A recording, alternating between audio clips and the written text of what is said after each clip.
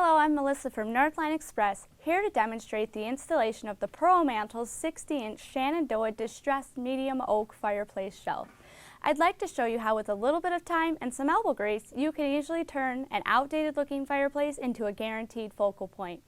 Let's start by first talking about what materials and tools you'll need to install your mantel shelf.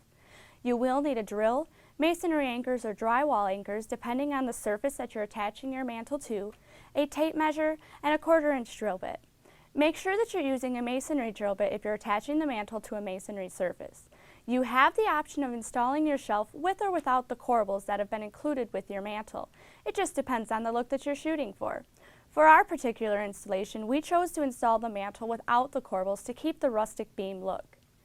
I'll cover now how to install the mantel's corbels, but if you decide not to use the corbels, you can skip to the installation of the mantel's hanger board. In your box, you'll find 2 corbels with pre-threaded inserts, 4 hex bolts, 4 washers, and 1 hex tool. Your shelf has 4 wooden nuts placed in the bottom of the beam. If you're installing the corbels, start by first removing the shelf from its packaging and placing it upside down on a soft surface.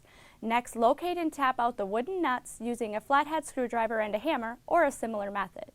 You'll be left with 2 holes on each end of the bottom of the shelf. Take your washers and place them onto the bolts. With the shelf still upside down, line up the pre-threaded inserts of the corbels with the holes in the bottom of the beam. Insert the bolts through the holes in the bottom of the shelf and hand tighten into the threaded inserts. Use the hex tool for final tightening before installation. For hanging your shelf, we suggest that you use the hanging board included in this box, but this is just a suggested method, and if you're having it installed, there may be another option for you. But today's installation is going to cover the installation with the hanger board. The type of hardware which is not included you'll use for your mounting your hanger board will depend on the medium your shelf is going to be attached to, like brick, stone, or drywall.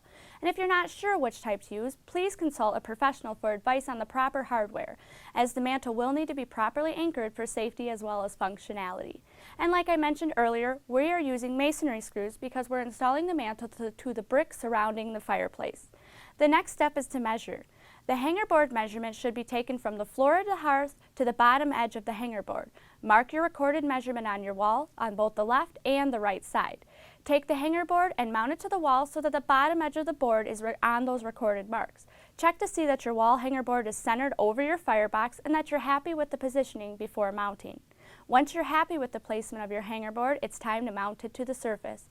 We used a 1/4-inch masonry drill bit and an electric drill to first pre-drill the holes into the hanging board and then to drill the holes to sink the masonry anchors into. Once the hanger board is in place, you'll set the mantel shelf into place by locking it into the hanger board.